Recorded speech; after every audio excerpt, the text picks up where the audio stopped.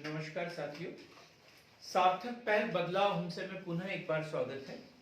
चलो बने अर्थशास्त्री मुहिम के अंतर्गत आज हम लेके आए हैं सार्थक पहल के माध्यम से सब्सिडी राज सहायता।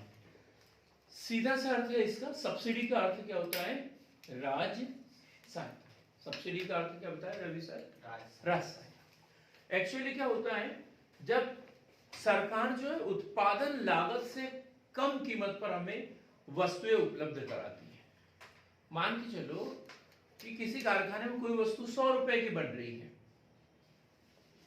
100 रुपए उसकी लागत है और वो हमें 80 रुपए में मिल रही है, और जो 20 रुपए जो है सरकार उसकी पूर्ति कर रही है। तो इसे जो 20 रुपए है वो क्या है?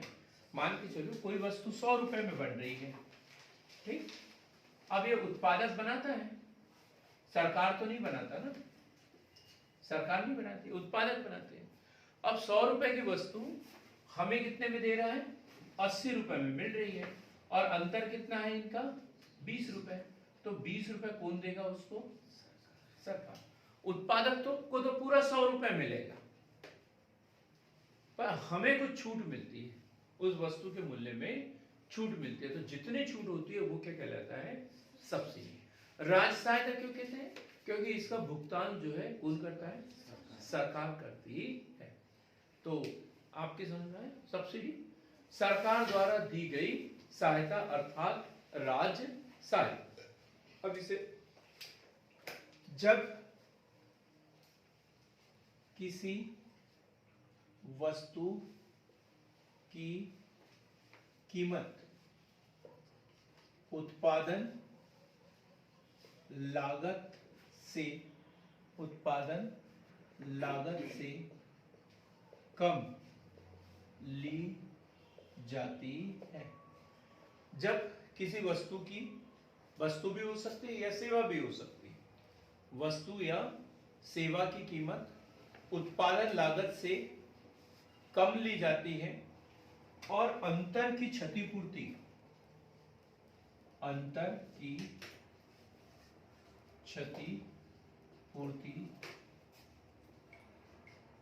सरकार द्वारा दी जाती है। इस अंतर की राशि को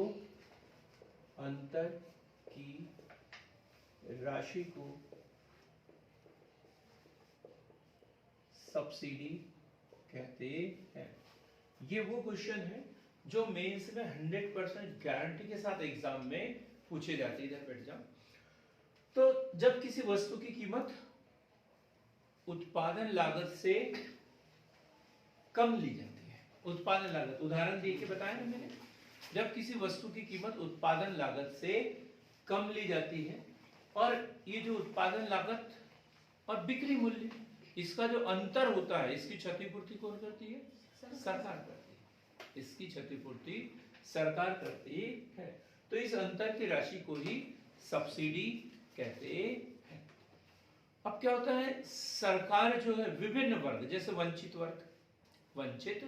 वर्ग, और ये मान के चले कि यदि हम पीडीएस की बात करें, सार्वजनिक वितरण प्रणाली, इसमें गेहूं जो है 1 रुपए 2 रुपए कितना 1 रुपए किलो मिलता है, 2 रुपए किलो मिलता है ना। मोटे अनाज 1 रुपए किलो, गेहूं 2 रुपए और चावल 3 रुपए किलो।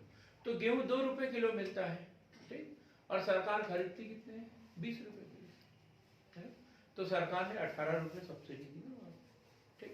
ऐसी जैसे सोलर पंप वगैरह हो गया, किसानों के लिए जो है उसकी 1.5 लाख रुपए कीमत होती है, 1.5 लाख 2 लाख तक कीमत होती है, और उस वस्तु को लोगों तक, आम जन तक पहुंचाने के लिए वहन योग्य मूल्य पर बेचने के लिए सरकार जो है उसके ऊपर 30% 40% सब्सिडी देती है। अब जो सोलर पंप जो है वो तो सरकार नहीं बनाती, वो कोई कंपनी बनाती है, और कंपनी जो है हमसे 70% कीमत लेती है, और सब्सिडी की 30% राशि जो है वो सरकार उसे दे देती है। उसे तो पूरे पैसे मिलेंगे 100%, लेकिन 70% हम लोग देते हैं जो लाभार्थी है, और 30% उसे सरकार देती है। क्लियर हो गया ना बात? लिखेंगे और 2-3 लाइन। जब सरकार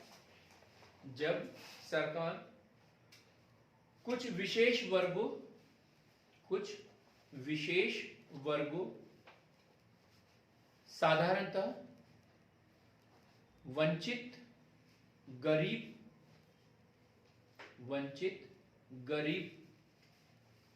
व अन्य प्राथमिकता वाले क्षेत्र आते हैं तो सरकार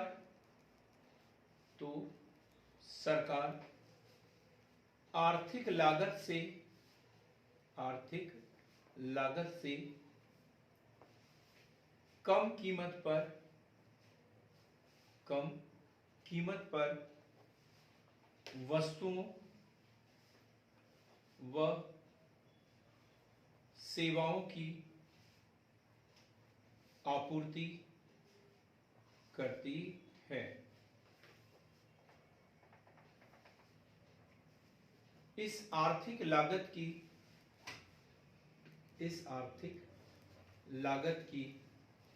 क्षतिपूर्ति के लिए किया गया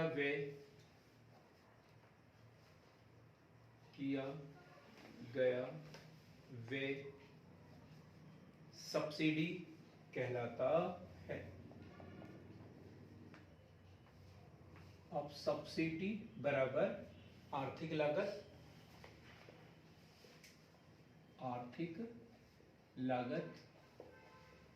माइनस निकासी मूल्य। आर्थिक लागत माइनस निकासी मूल्य।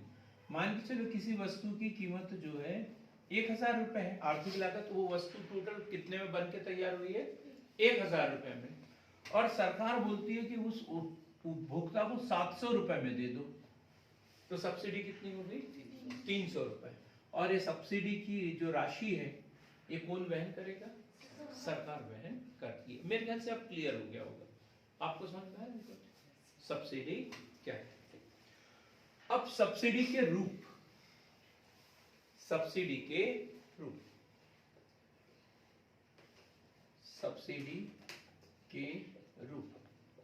सब्सिडी किन किन रूपों में मिलती है? तो सब्सिडी विभिन्न प्रकार से, जैसे खाद्यान्न सब्सिडी,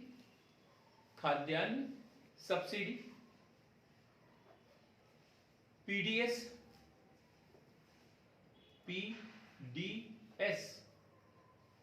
पब्लिक डिस्ट्रीब्यूशन सिस्टम, सार्वजनिक वितरण प्रणाली। कृषि क्षेत्र में सब्सिडी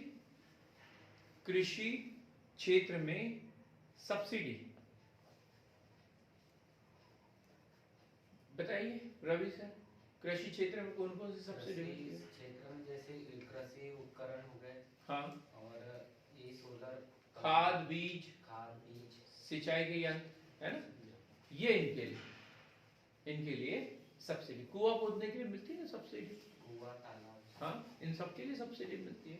कृषि सब्सिडी। पेट्रोलियम पदार्थों पर सब्सिडी, जैसे गैस के ऊपर जो मिलती थी, एलपीजी के ऊपर मिलती थी ना सब्सिडी, अब वो सरकार क्या पहले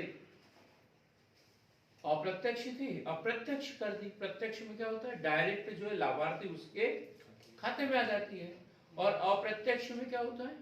लाभार्थी को नहीं मिलती है डायरेक्ट, ये कहाँ मिलती है? कंपनी को मिलती है, उत्पादन करने वाली कंपनी को मिलते हैं। दोनों समझेंगे हम, डायरेक्ट और इनडायरेक्ट सब्सिडी क्या है। शैक्षणिक लोन,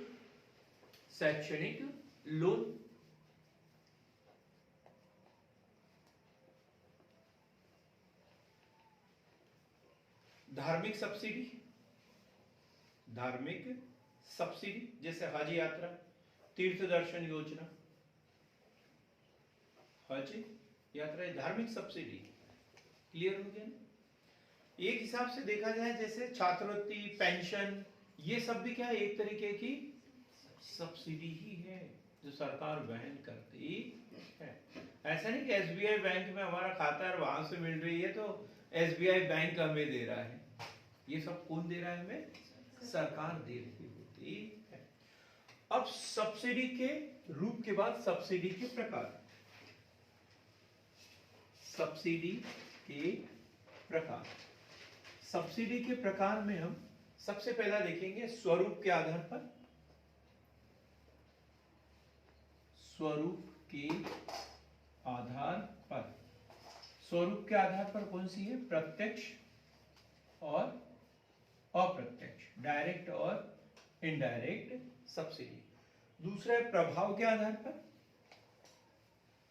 प्रभाव के आधार पर, प्रभाव के आधार पर तो है मेरिट सब्सिडी और गैर merit subsidy. Merit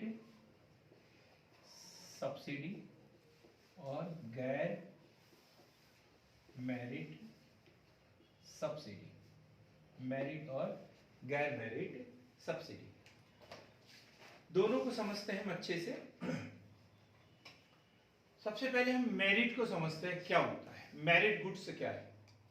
merit goods क्या है? मेरिट गुड्स 3 नंबर का क्वेश्चन आता है ये, मेरिट गुड्स। सर सामान्य व्यक्ति की जरूरत की सारी वस्तुएं मेरिट गुड्स के अंतर्गत आएंगी। और गैर मेरिट? विलासिता वाली। विलासिता की, हाँ नहीं पता योगेश? नहीं मेरिट तो आवश्यकता वाली वस्तु है। हाँ। गैर मेरिट में मान लो कि ये अपनी पेंशन वेंशन ही आ जाएगी। मेरिट सब्सिडी मतलब मेरिट गुड्स वो वस्तुएं जो अति आवश्यक है, जो एकदम अति आवश्यक है और जिसका प्रभाव सभी वर्गों पर समान रूप से पड़ता है। अति आवश्यक वस्तुएं जिनका प्रभाव सभी वर्गों पर समान रूप से पड़ता है, चाहे गरीब हो या फिर अमीर हो। ऐसी वस्तुओं पर जो सब्सिडी दी जाती है वो कौन सी कहलाती है? Merit subsidy. लिखेंगे जिसका प्रभाव समाज के सभी वर्गों पर पड़ता है, जैसे शिक्षा, स्वास्थ्य, शिक्षा, स्वास्थ्य, जीवन रक्षक वस्तुएं। अब ये इसके अंतर्गत जो वस्तुएं आएगी उसके ऊपर यदि सब्सिडी दे रही है तो मेरिट सब्सिडी। क्या शिक्षा जो है सिर्फ गरीब वर्गों के लिए है? अमीरों को की शिक्षित होने की जरूरत नहीं है क्या? हाँ, सभी को जरूरत है। ठीक, क्लियर हो गया? नहीं। और गैर मेरिट सब्सिडी मतलब अमीरों की बात नहीं है यहाँ पे। गैर मेरिट सब्सिडी इसका मतलब है जिसका प्रभाव समाज के किसी निश्चित वर्ग पर पड़ता है। समाज के निश्चित वर्ग पर पड़ता है तो वो कौन सी हो गई? गैर मेरिट सब्सिडी। गैर मेरिट सब्सिडी कौन सी होगी? गैर मेरिट सब्सिडी किसान भाई, किसान। हाँ, जैसे यूरिया के ऊपर दी जा रही है पीडीएस, है ना? पीडीएस बनाने। पीडीएस तो मेरिट में ही आएगा क्योंकि वो भोजन की आपूर्ति कर रही है और भोजन तो सब लोग करते हैं, चाहे गरीब हो या फिर अमीर। सर ये लग्जरी कारें और ये सारी चीजें आती है इसमें? नहीं, इसके ऊपर सब्सिडी कहाँ देते हैं? इसके ऊपर तो टैक्स लगाते हैं। इसके ऊपर तो टैक्स विलासिता की वस्तु है, इसमें वो नहीं आएगी। कुछ विशेष वर्गों के लिए दी जाने वाली सब्सिडी जो विशेष, जैसे हमने उर्वरक सब्सिडी बोल दिया, वो सिर्फ किसानों को मिलती है ना? हज यात्रा। क्या? हज यात्रा। हज यात्रा, बिल्कुल सही, हज यात्रा। प्राकृतिक गैस, प्राकृतिक गैस, ये वाली सब्सिडी। तीसरा जो है वो है क्षेत्र के आधार पर। क्षेत्र के आधार पर, क्षेत्र के आधार पर। तो क्षेत्र के आधार पर यदि देखा जाए तो आर्थिक सब्सिडी, आर्थिक सब्सिडी, क्षेत्र के आधार पर आर्थिक सब्सिडी। अर्थव्यवस्था के विस्तार के लिए जो सब्सिडी दी जाती है, इसमें लिखेंगे आर्थिक सब्सिडी, अर्थव्यवस्था के विस्तार के लिए जो सब्सिडी दी जाती है, जैसे प्रधानमंत्री मुद्रा योजना या विभिन्न प्रकार की जो उद्योग वगैरह लगाने के लिए जो सब्सिडी दी जाती है, वो कौन सी कहलाएगी? आर्थिक सब्सिडी। सामाजिक सब्सिडी किसी क्षेत्र के आधार पर, दूसरा सामाजिक सब्सिडी। सामाजिक सब्सिडी क्या होगा? सामाजिक सब्सिडी, सामाजिक सब्सिडी मतलब विशेष समाज सामाजिक न्याय। सामाजिक न्याय बड़ा शब्द है ये, सामाजिक न्याय। क्या होता है सामाजिक न्याय? सामाजिक न्याय सर जो मतलब शक्तिहीन लोग हैं इनको मतलब जो सब्सिडी दी जाती है, कौन है शक्ति? शक्ति जैसे बुजुर्ग वगैरह या फिर गुड, विकलांग विकलांग है, वृद्ध है, विधवा महिलाएं हैं, है ना, अनाथ बच्चे हैं, इनके ऊपर जो सरकार जो खर्च किया जाता है तो वो इसके अंतर्गत आएगा, सामाजिक न्याय के अंतर्गत। सामाजिक न्याय के अंतर्गत जैसे रेल का किराया, रेल का किराया, तो उसमें जो सीनियर सिटीजन के लिए 50% डिस्काउंट रहता है। विकलांग यदि है तो एक उसके साथ में एक व्यक्ति अलग से जा सकता है, ठीक। तो ये जो सब्सिडी दी जा रही है वो क्या है? सामाजिक न्याय। सामाजिक न्याय क्लियर हो गया? सामाजिक न्याय व कल्याण के लिए दी जाने वाली सब्सिडी। तीसरा है कृषि सब्सिडी। इसमें कृषि सब्सिडी, कृषि सब्सिडी क्षेत्र के आधार पर। और कृषि सब्सिडी मुख्य रूप से दो प्रकार से दी जाती है, खाद्यान्न उत्पादन के लिए सब्सिडी और एक तरीके से क्या, खाद्यान्न वितरण के लिए सब्सिडी। खाद्यान्न उत्पादन के लिए सब्सिडी और खाद्यान्न वितरण के लिए सब्सिडी।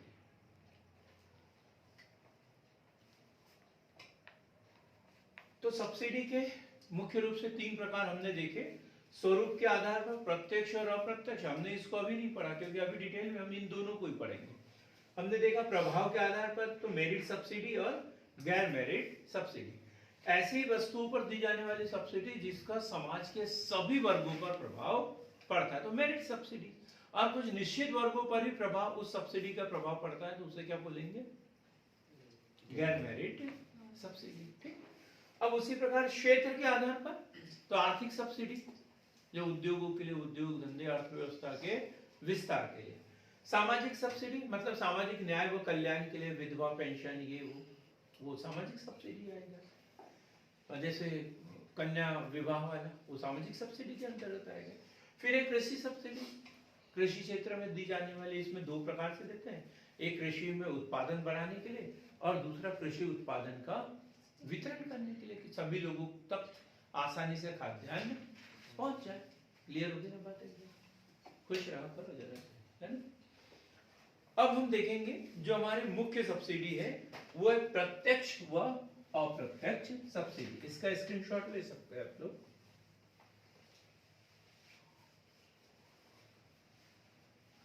दीदी बोल रही क्या मजाक करते हैं।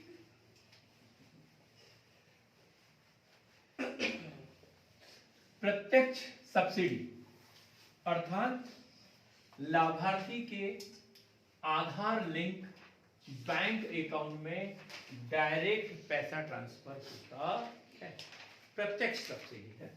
हम डायरेक्ट सब्सिडी पढ़ रहे हैं। प्रत्यक्ष राज सहायता, मैंने पहले बोला ये हर साल क्वेश्चन आने वाले हैं एग्जाम में। इकोनॉमिक्स के पार्ट में यही क्वेश्चन पूछे जाते हैं, ठीक, मेंस में। तो प्रत्यक्ष सब्सिडी वस्तुओं और सेवाओं के मूल्य के बदले लाभार्थी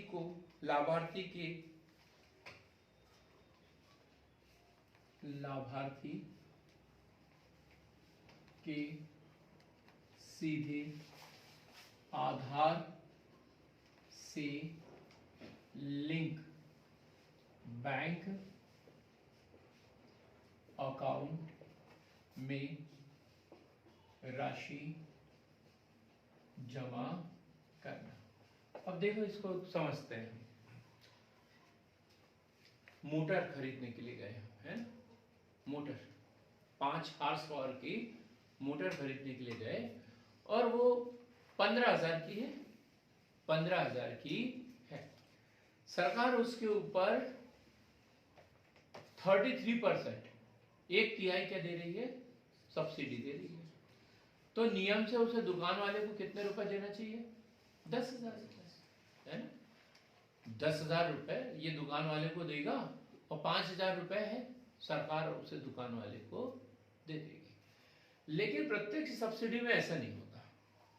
प्रत्यक्ष सब्सिडी में क्या होता है, दुकान वाला जो व्यक्ति है, लाभार्थी जो है, वो उसे 15,000 रुपए देगा दुकान वाले को, और जो सब्सिडी है वो संबंधित व्यक्ति के आधार से लिंक बैंक के खाते में पहुंचेगी। बात क्लियर होगी। सबसे आधार से लिंक होना चाहिए।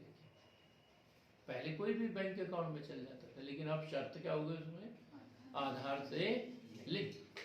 क्यों आधार से लिंक, क्योंकि आधार व्यक्ति का एक ही होगा, वो ट्रेस हो जाएगा कि संबंधित के खाते में पहुंच रही है या नहीं, या फिर पहले से इसको लाभ तो मिल चुका, पहले से इसको लाभ तो नहीं मिल गया है। एक ही व्यक्ति बार बार तो लाभ नहीं उठा रहा है। ये सब जांच करने के लिए आधार से लिंक बैंक अकाउंट में, मतलब लाभार्थी के सीधे लाभार्थी के खाते में जमा हो जाता है। जैसे हम जो एलपीजी सिलेंडर होता है, एलपीजी सिलेंडर होता है, इसकी जो सब्सिडी अभी तो शायद ही कुछ मिल रही हो, ये आती है खाते में, सब्सिडी आती है ना। लेकिन पहले जो है 150-200 रुपए तक सब्सिडी मिली है ना, शुरुआत जब इसकी हुई थी। पहले कंपनी को देते थे, कंपनी 350-400 रुपए में सिलेंडर देती थी हम लोगों को, और वो 700 रुपए का होता था। तो सरकार जो है उस एलपीजी की जो सब्सिडी की राशि डायरेक्ट उस कंपनी के खाते में दे देती थी। वो बोलते थे कि हमने इतने सिलेंडर जो है लोगों में बांटे हैं, तो एक सिलेंडर पे 150 रुपए सब्सिडी, तो इसके हिसाब से उतने सिलेंडर की सब्सिडी। सरकार को ऐसा लगता पता नहीं ये लोग सिलेंडर पूरे बांटते भी या नहीं बांटते, क्या करते हैं क्या नहीं करते। तो बोले नहीं, जो सिलेंडर खरीदेगा सब्सिडी हम उसी को देंगे, सब्सिडी हम उसी को देंगे।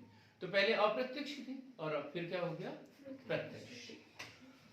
प्रत्यक्ष सब्सिडी सरकार द्वारा, आगे लिखेंगे, सरकार द्वारा जनता के या विशेष वर्ग के सामाजिक आर्थिक उत्थान के लिए वस्तुओं एवं सेवाओं के वितरण के स्थान पर एक निश्चित नकद राशि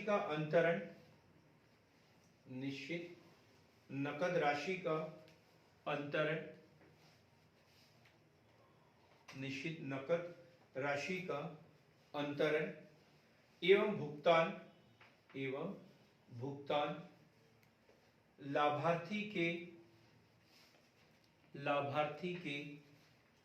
बैंक खाते, पोस्ट ऑफिस के खाते,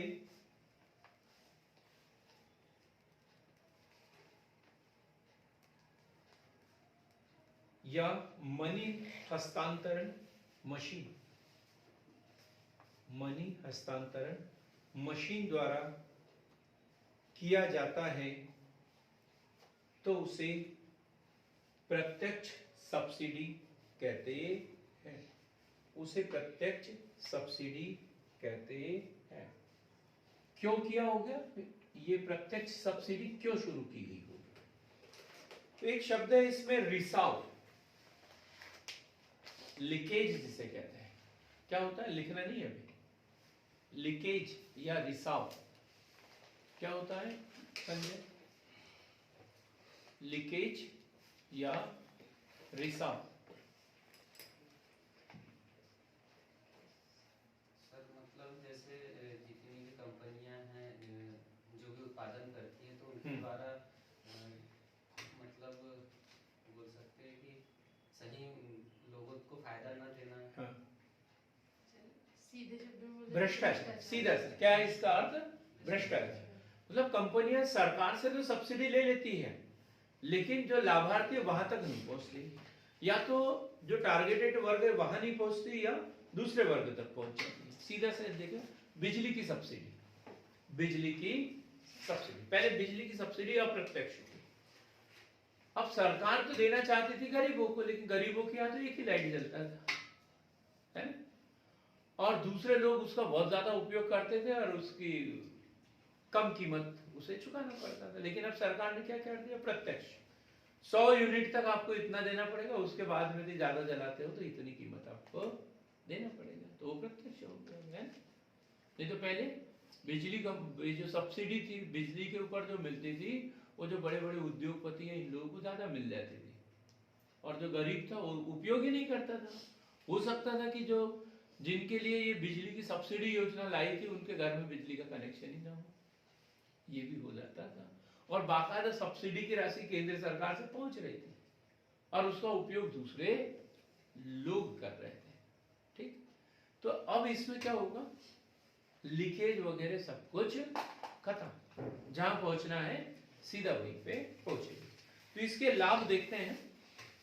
तो रिसाव, भ्रष्टाचार पर्यावरण की क्षति को दूर करती है। रिसाव, भ्रष्टाचार व पर्यावरण क्षति को कम करती है। पर्यावरण क्षति को कम करती है। पर्यावरण क्षति क्यों? भाई कंपनियां जो है, पहले कंपनी को मिलती थी वो अनाप शनाप उत्पादन करना ये हो, और अब सिर्फ व्यक्ति को मिलती है, व्यक्ति को मिलती है, ठीक। दूसरा, गैर लक्षित वर्गों को बाहर करती है। गैर लक्षित वर्गों को बाहर करती है। गैर लक्षित वर्गों को बाहर करती है। जैसे हम यूरिया की सब्सिडी देखें, यूरिया की सब्सिडी देखें, तो पहले यूरिया की सब्सिडी जो है कंपनी, जो उत्पादक जो कंपनी है उसको देती थी। सरकार जो है यूरिया उत्पादन करने वाली कंपनी को देती थी। वो साल भर में बोलते थे कि हमने इतने जो बैग है इसका उत्पादन किया है, इतना वितरण किया है, सरकार उनको सब्सिडी दे देती थी। अब सरकार ने क्या किया? 1 एकड़ में कितना मिलते? 2 बोरी, 2 बोरी या 3 बोरी ऐसा है, 1000 किलो, 100 किलो, 1 एकड़ पे 100 किलो यूरिया दे देती है सब्सिडी में, और बाकी यदि लेना है तो फिर फुल कीमत पे लेते रहो, ठीक। तो अब पर्यावरण के ऊपर दुष्प्रभाव कम हुआ। पहले जहां 10 बोरी डाल रहे थे, अब कितनी मिलेगी? सिर्फ 2 ही बोरी मिलेगी। तो पर्यावरण के ऊपर प्रभाव तो उसका अच्छा पड़ेगा, ठीक। ये क्लियर हो गया ना? गैर लक्षित वर्गों को बाहर कर देती है, जैसे बिजली की सब्सिडी। अब जैसे हमारे यहाँ, मेरे यहाँ बिजली का बिल अभी जो है 1780 रुपए आया आज भी, और यदि पहले के हिसाब से चल रहा होता तो आ जाता 300 रुपए, है ना, यूनिट के हिसाब से। लेकिन जैसे 100 यूनिट क्रॉस किया, अचानक बिल बढ़ गया। उसमें अपन लोगों का भी योगदान रहता है, ऐसा नहीं है। लेकिन बता रहा हूं मैं कि ये सब्सिडी मुझे बाहर कर दी है ना, सब्सिडी से, मुझे सब्सिडी से बाहर कर लिया। अब वो किसान, गरीब आदमी जिसके यहाँ सिर्फ दिन भर खेत में जाता है काम करने के लिए लाइट बंद करके, उसको आएगा ना 100 रुपए बिल। 100 रुपए के अंदर कितना आता है? 100 यूनिट तक 100। संजय आप बताओ कितना आता है आपके यहाँ बिल? मेरे यहाँ 200। अरे पहले, अभी नहीं, पहले कितना? 100 रुपए के अंदर, ठीक। फालतू बात मत किया, समझा करो कि मैं क्या पूछना चाहता हूँ, क्या बोलने लगाना चाहता हूँ, वही बोला करो, ठीक है।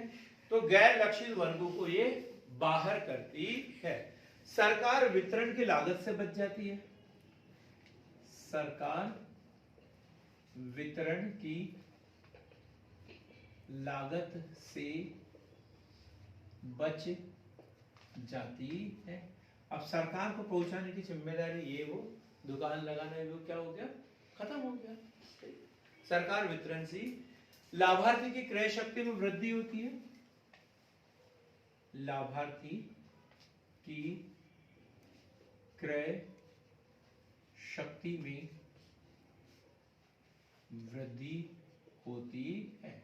यदि उसकी सब्सिडी की राशि पर उसको मिल जाए तो वो किसी भी दुकान से खरीद सकता है, अवसर मिल जाते हैं, उसमें और कुछ पैसे ऐड करके और अच्छी वस्तु खरीदने की सोच सकता है। जैसे बच्चों को साइकिल मिलती है ना, 9वीं क्लास में कितना मिलता है, 2100 रुपए, 2390। वो 11वीं क्लास में नहीं, 6वीं में 2100 रुपए, 9वीं क्लास में 2400 रुपए, ठीक, लगभग 2400 रुपए मिलता है। अब 2400 रुपए में तो साइकिल आती ही नहीं है। अब यदि सरकार साइकिल दे भी देती है उनको, तो फिर जब वो घर लेके जाता है तो एक हाथ में पहिया पकड़ता है, दूसरे हाथ में दूसरा पहिया, और फिर वो पैडल कहीं गिरा हुआ रहता है रास्ते में, वो ट्रक में बोलते हैं ढूंढो कहीं होगा इधर, ऐसी साइकिल आ जाती है। और यदि बच्चे के खाते में डायरेक्ट पैसा मिल जाता है 2400 रुपए, तो फिर वो 1000 रुपए और डाल देता है उसमें, और ऐसी साइकिल खरीद लेता है जो उस 4-5 साल तक चल जाती है, 4-5 साल तक चल जाती है। तो ये लाभार्थी की क्रय शक्ति में वृद्धि होती है। लेकिन सरकार को ऐसा लगता है खरीदेंगे कि नहीं खरीदेंगे, या पुरानी साइकिल ही लाके बता देंगे, है ना, तो इसलिए बोलते हैं कि इनको नहीं, ये शातिर लोग हैं, शातिर लोग हैं, 420 कर लेते, इसके लिए इनको साइकिल ही लाके देते। तो लाभार्थी की क्रय शक्ति में वृद्धि होती है।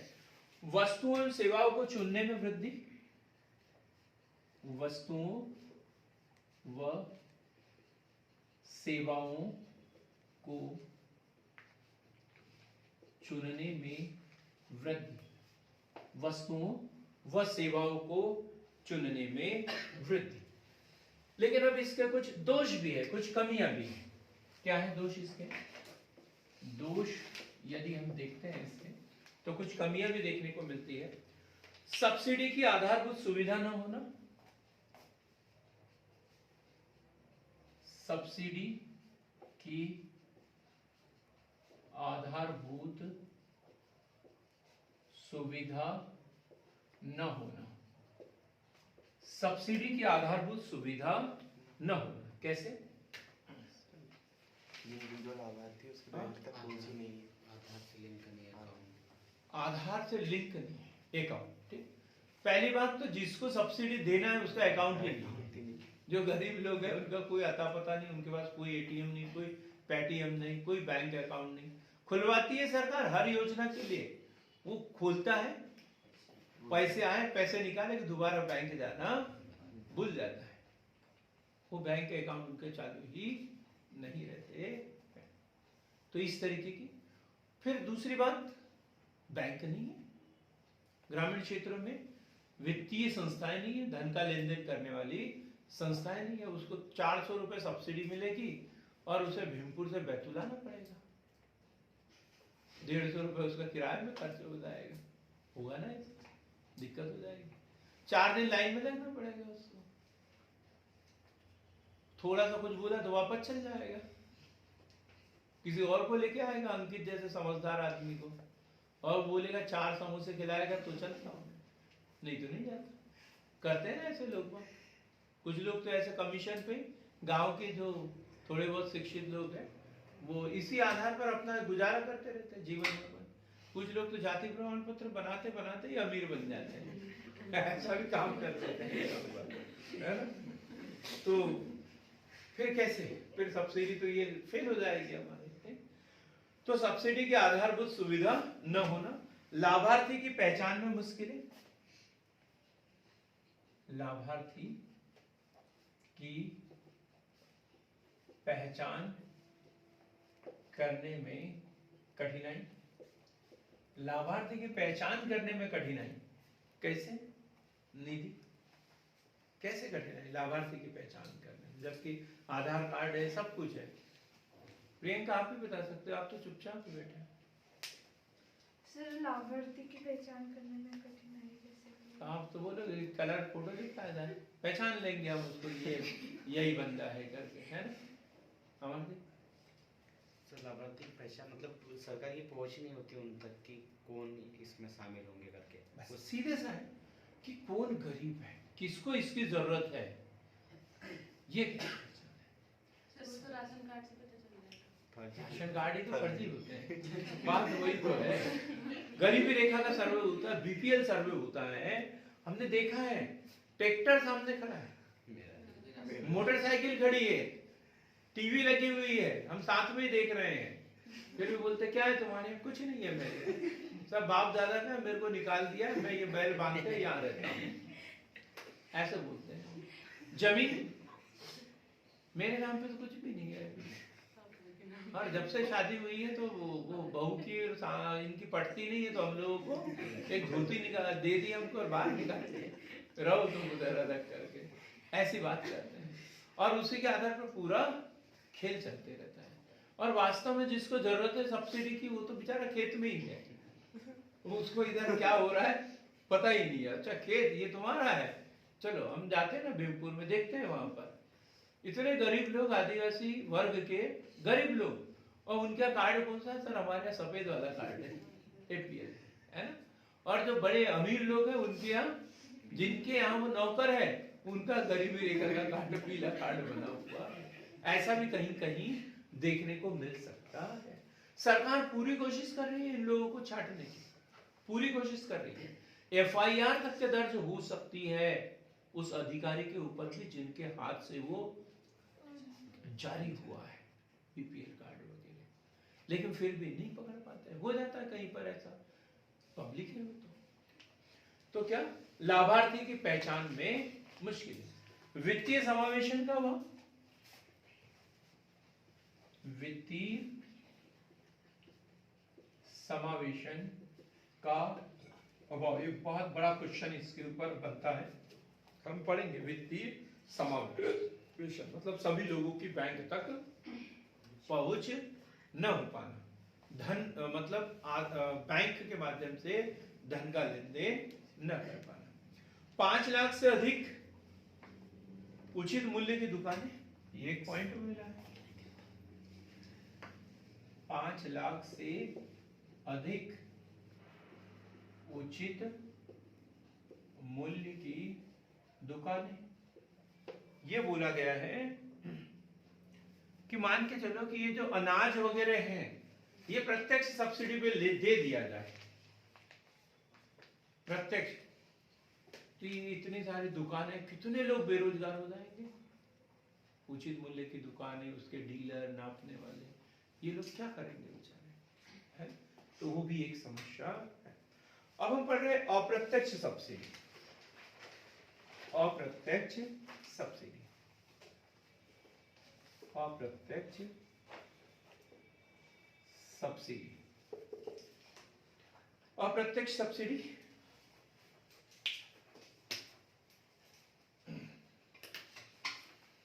सब्सिडी की राशि लाभार्थी के बैंक अकाउंट में न देकर, बैंक अकाउंट में न देकर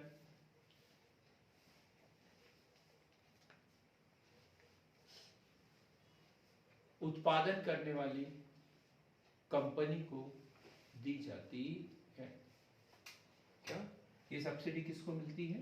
लाभार्थी को नहीं मिलती, लाभार्थी के बैंक खाते में न देकर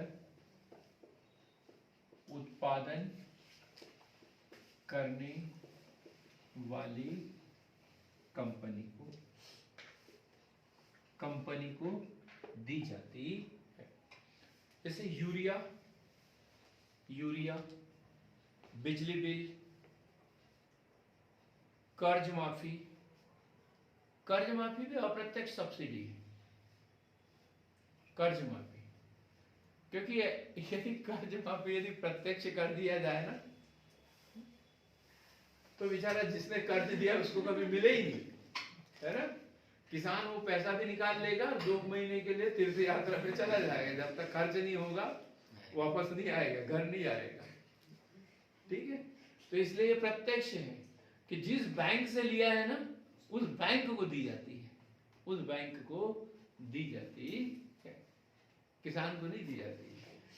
तो क्या क्या, यूरिया, बिजली बिल, कर्ज माफी आदि ये प्रत्यक्ष सब्सिडी है, क्योंकि इसमें कोई प्रत्यक्ष हस्तांतरण या भुगतान शामिल नहीं है, शामिल नहीं है। तो फिर ये कैसे देते हैं, कैसे देते हैं अमरदीप? सर जी ये तो बैंक के जैसे कर्ज माफी है तो बैंक के अकाउंट में देते हैं, बैंक को हमने और भी तो सब्सिडी बताई ना, कर्ज माफी तो हाँ डायरेक्ट कंपनी को देती है, लेकिन कैसे, हमें कैसे मिलती, मूल्य में कमी, है ना, मूल्य में कम, ये याद रखना है। वे मूल्य में कमी, सस्ती क्रेडिट, बीमा सुविधा,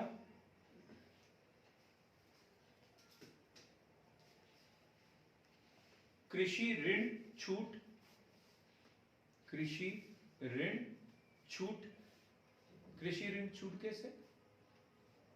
कोई बिजली यंत्र या कोई भी यंत्र खरीदने के लिए हमने 1 लाख रुपए ऋण लिया था, तो उसमें 75% सब्सिडी दे दी, है ना, छूट दे दी हमें कि 75% भरना है, 25% सब्सिडी है, ऐसा होता है। कृषि ऋण छूट आदि के रूप में दी जाती है।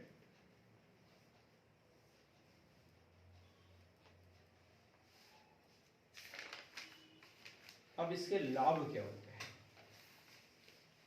लाभ,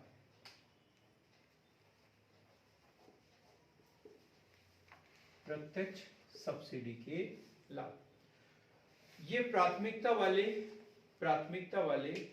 क्षेत्रों के विकास में, ये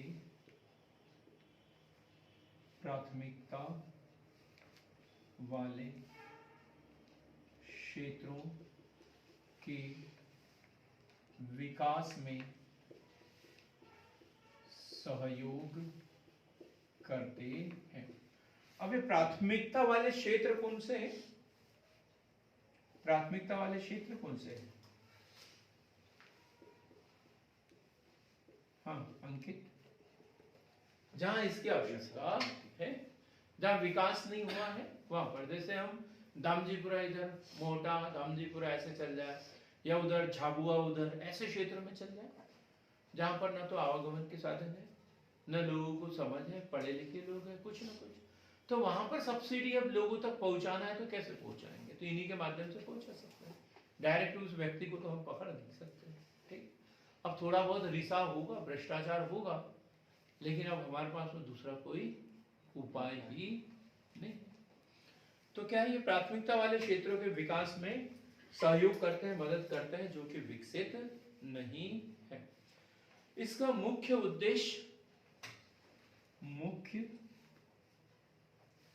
उद्देश्य 1960 के दशक में खाद्य सुरक्षा प्राप्त करना था। देखो आज हमारे यहाँ सब कुछ है, खाने पीने की चीजें सड़के तक है, तो हमें पता ही नहीं चलता। ठीक है, एक जमाना ऐसा था जब लोगों को खाने को ही नहीं मिलता था। चावल खाते हैं आप लोग, सब लोग खाते हैं। चावल के ऊपर का छिलका होता है, कूंडा बोलते हैं, उसे फेंक देते हैं। हमारे माता पिता ने वो दिन भी देखे हैं कि जब अमीर वर्ग के लोग वो धान निकाल लेते थे, जो कूंडा फेंकते थे, तो दूसरे लोग वो भी उठा के लेके चल जाते, वो भी उठाकर लेके चले जाते थे। मतलब कितनी मुसीबतें थी। तो ऐसे समय में अब उनका कहाँ से अकाउंट ढूंढेंगे, क्या करेंगे? तो उनको खाद की सब्सिडी देना है, अधिक उत्पादन किसी भी तरीके से बढ़ाना है। उस समय हरित क्रांति शुरू हो रही थी, ठीक। अब ऐसे समय में यदि हम ये प्रत्यक्ष वाली तो बात ही नहीं कर सकते थे, तब तो ये इसका जन्म ही नहीं हुआ था प्रत्यक्ष का। तो अप्रत्यक्ष सब्सिडी ही देना बहुत अति आवश्यक था। तो 1960 के दशक में देश में भोज्य पदार्थों की भारी कमी थी।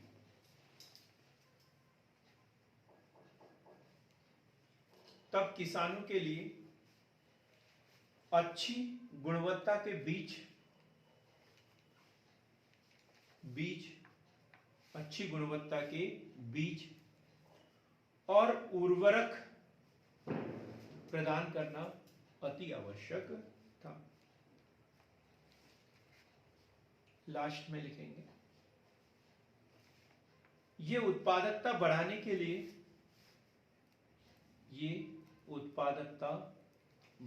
लिए, किसानों को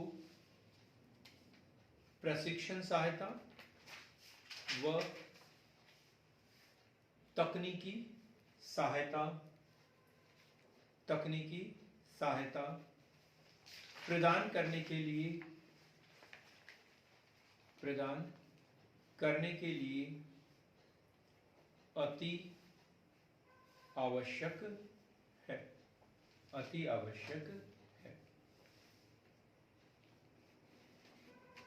अब दोष देखते हैं हम इसके दोष क्या है, कमियां इसमें ज्यादा देखने को मिलेगी। क्यों कमियां ज्यादा देखने को मिलेगी? अब इसकी पहले तो नहीं थी इसमें कमियां, अब इसमें ज्यादा कमियां देखने को मिलेगी। क्यों? क्योंकि अब हमारे पास में ऑप्शन है प्रत्यक्ष सब्सिडी का। पहले कोई ऑप्शन ही नहीं था, तो इसलिए इसमें कमियां भी नहीं थी। अब ऑप्शन है तो इसमें क्या है, कमियां ही है। तो कमियों में देखेंगे, इसकी वजह से फसल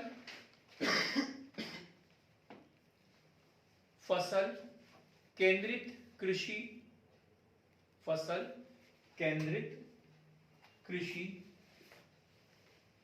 विकृत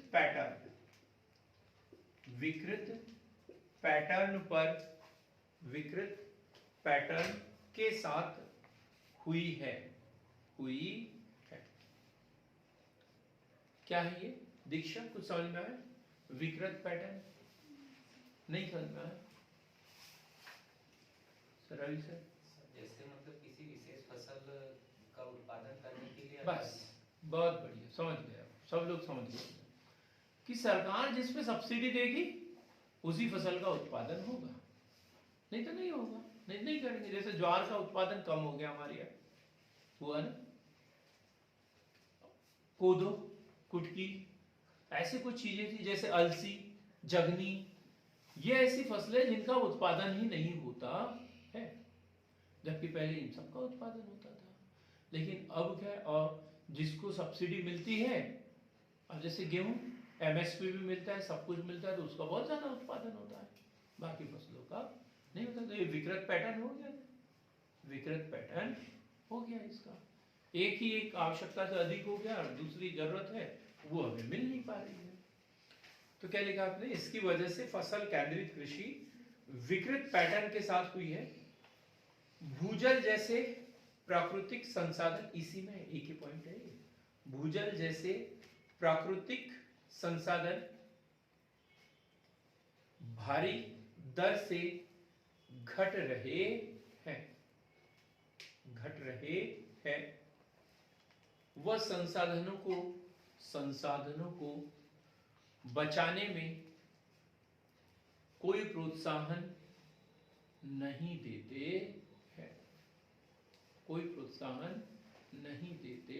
हैं, देखो अब सरकार क्या कर रही है, जैसे बिजली की बात कर रहे हैं, बिजली निःशुल्क उपलब्ध कराएंगे, कम कीमत पे उपलब्ध कराएंगे, तो मोटर लोगों ने खरीद ली, बिल भी नहीं आ रहा, मोटर भी खरीद ली। जहां बिजली की पहुंच नहीं है वहां सोलर पंप की बात कर रहे हैं, सब्सिडी पे सब कुछ हो रहा है। काय के लिए हो रहा है ये सब कुछ? जमीन से पानी निकालने के लिए, जमीन के अंदर पानी पहुंचाने के ऊपर किसी का ध्यान ही नहीं है। पानी निकलते जा रहा है, एक दिन जमीन के अंदर पानी बचेगा ही नहीं, क्योंकि हम तो ऊपर से क्या कर रहे हैं, पूरा पैक कर रहे हैं, सीमेंटेड कंक्रीट करते जा रहे हैं धरती को, रोड बना के ये वो करके। तो अब जो पानी रिसने के उपाय थे वो क्या हो गए, बंद।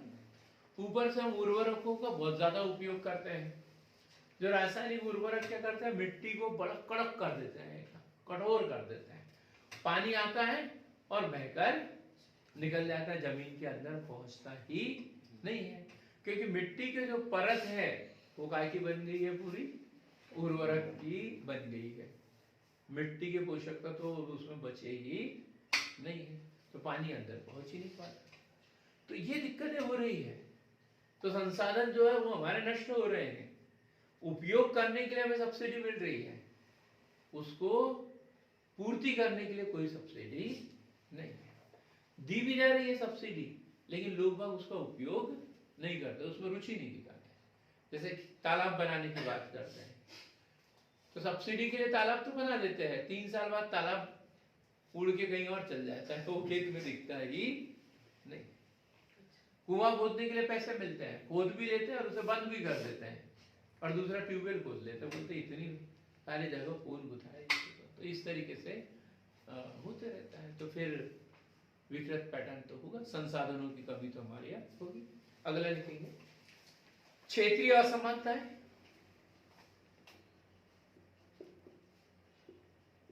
क्षेत्रीय असमानताएं। अब यहाँ पे क्षेत्रीय असमानताएं, एक आदमी बहुत मोटा है, एक आदमी बहुत दुबला है, और वहां से सबको एक जैसी दवाई मिल रही है। अब हो सकता है मोटे होने की मिल रही हो तो मोटा और मोटा हो जाएगा, पतले होने की दवाई मिल रही हो तो जो पहले से पतला था वो गायब हो जाएगा। तो इस तरीके से, क्योंकि ऊपर से जो योजना आ रही है सबके ऊपर एक जैसी आ रही है, और हमारे यहाँ फील्ड में जाके देखो तो क्या है, क्षेत्रीय असमानताएं देखने को मिलती है। तो क्षेत्रीय असमानताएं और बड़े खेत धारकों की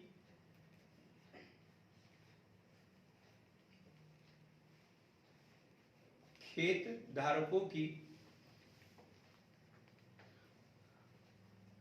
धारकों को सब्सिडी का अधिक लाभ मिलता है, तो वही कमजोर वर्गों तक इसका लाभ नहीं पहुंच पाता है, नहीं पहुंच पाता है।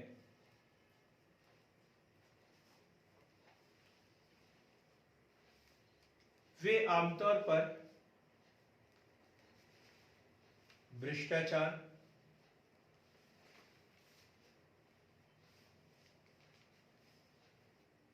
पहचान वाले व अमीर किसानों द्वारा पैरवी आदि खामियों के कारण लक्षित वर्गों तक पहुंचने में असमर्थ है। लक्षित वर्गों तक पहुंचने में असमर्थ है। क्या बड़े किसान वगैरह इन सब तक तो पहुंच जाती है, लेकिन जिसको वास्तव में सब्सिडी मिलना चाहिए वहां तक पहुंचती ही नहीं है। हमने देखा है यहाँ जो आदिवासी बेल्ट है वहां पर जैसे ट्रैक्टर ये वो खरीदने के लिए उनको ऋण दिया जाता है, तो क्या करते हैं, इनके नाम से जो दूसरे व्यक्ति होते हैं ना वो ले लेते हैं, बोलते जाके वहां अंगूठा पर लगाना है तुमको, अंगूठा लगा देते हैं और ट्रैक्टर वो लोग चलाते हुए आते हैं, और इन लोगों को पता भी नहीं कि इनके नाम पे ट्रैक्टर ले लिया है। ऐसे भी कई जगह दिक्कतें देखने को मिलती है। थर्ड पॉइंट लिखेंगे, आमतौर पर चुनाव के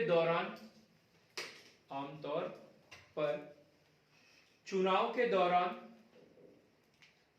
राजनीतिक लाभ हासिल करने के लिए इसका दुरुपयोग किया जाता है। दुरुपयोग किया जाता है।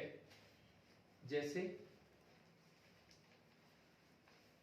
कृषि ऋण माफी योजना 2018 के चुनाव का मुख्य सिद्धांत था ना, ये कांग्रेस सरकार का ऋण माफी है ना। तो इस तरीके से ये मुद्दा होता है, चुनावी मुद्दा। ठीक, लास्ट में बुनियादी ढांचे की संरचनाओं का विकास नहीं होता।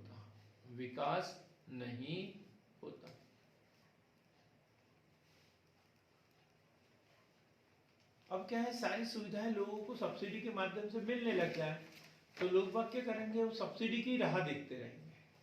शिक्षा, स्वास्थ्य, ये जो बुनियादी सरकार भी देना नहीं चाहेगी और पब्लिक मांगेंगे भी नहीं। अभी जैसे ऋण माफी, बीपीएल, एपीएल, इसके लिए लोग बाग खूब धरने और ये वो देते रहते हैं। शिक्षा के लिए, नौकरी के लिए उतने ज्यादा धरने नहीं होते हमारे यहाँ, क्योंकि उनको 2 वक्त की रोटी चाहिए और वो बराबर मिल जाती है। और सरकार भी यही सोचती है कि लोगों को क्या चाहिए और वो बराबर देते रहती है। 2-2 साल, 5-5 साल तक कोई भर्ती ना हो, कोई दिक्कत नहीं है। लोगों को बीपीएल कार्ड दे दो, खुश। ऐसा पब्लिक भी समझती है और सरकार भी यही करती है।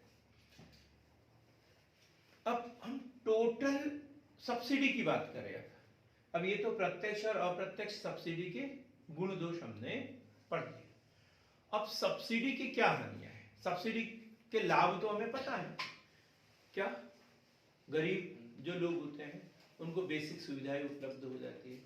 जो नहीं, अभी लिखना नहीं है, वो सामान्य सा बताए लाभ क्या है, सब्सिडी क्यों दी जाती है, इससे पता चल जाता है कि उनकी क्रय क्षमता में वृद्धि हो जाती है, गरीबी दूर करने में मदद मिलती है, सामाजिक न्याय जो है वो स्थापित हो जाता है, विकलांग वगैरह को भत्ता वगैरह मिल जाता है। तो वो सब बातें इसमें।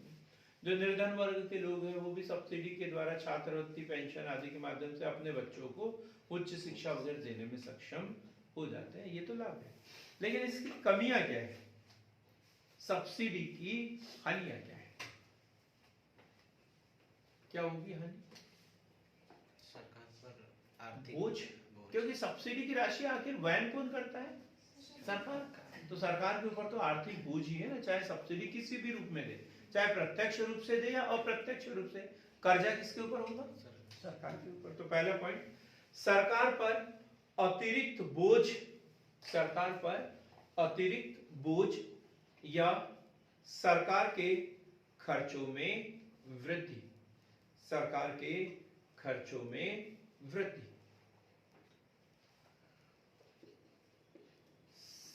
सरकार पर अतिरिक्त बोझ या सरकार के खर्चों में वृद्धि। अब और दूसरा पॉइंट हम देखते हैं, तो उसमें क्या है, पूंजी निर्माण की दर में कमी। पूंजी निर्माण की दर में कमी। अब क्या होता है, जैसे मान के चलो कि हमारी 60,000 रुपए पेमेंट है, ठीक। अब नियम से तो हमारा 40,000 में गुजारा हो जाना चाहिए था, 40,000 में गुजारा हो जाना चाहिए था। लेकिन 2-3 लोग अनावश्यक रूप से हमारे ऊपर निर्भर हो गए। आपने देखा ही है, हमारे यहाँ तो रहते ही, तो पूरा पेमेंट क्या हो गया, खर्च हो गया। तो अब हम जो आपको SIP की सलाह देते थे, अब वो हो पाएगी क्या? अब हम गुजारा ही कर पाएंगे, उम्र बीत जाएगी और सिर्फ गुजारा करते रहेंगे। हम सोचे कि हमें कुछ विकास करना है, कुछ ये करेंगे वो करेंगे, तो सपने क्या हो जाएंगे हमारे, अधूरे रह जाएंगे। अब सरकार भी यही इतने प्रकार से टैक्स लगाएगी, व्यापार और ये माध्यम से पैसा कमाती है और सब्सिडी के माध्यम से जनता को पूरा कर देती है। उनकी प्लानिंग में होता है कि हम यहाँ से सड़क बनाएंगे, यहाँ कारखाने खोल देंगे, ये कर देंगे वो कर देंगे, लेकिन पैसा ही नहीं बचता तो कहां से करेंगे? होता है ना, ये सब्सिडी में कितना पैसा जाता है सरकार का। अभी देखो पीएम आवास योजना ढूंढ ढूंढ के दे रहे, ढूंढ ढूंढ के खोद के ला रहे लोग, अच्छा तेरे को पीएम आवास देंगे। और जहां जिस स्थिति में नहीं दिए गए हैं उन अधिकारियों के ऊपर कार्रवाई हो रही है। टारगेट दिया है उनको कि तुम्हें इतने पीएम आवास सैंक्शन करना ही है, तो वो बोलते हैं भाई तू ले ले, मेरे को पिछली बार मिला था, तो तेरा बेटा हुआ क्या 19 साल का, बोलते हैं हाँ चलो उसको दे दे। तो इस तरीके की स्थिति चल रही है अभी सब। और कितनी सब्सिडी जा रही है उसमें, शहरी क्षेत्र में तो लगभग कितना 2,20,000, 2.5 लाख के लगभग, और ग्रामीण क्षेत्र में 1,20,000।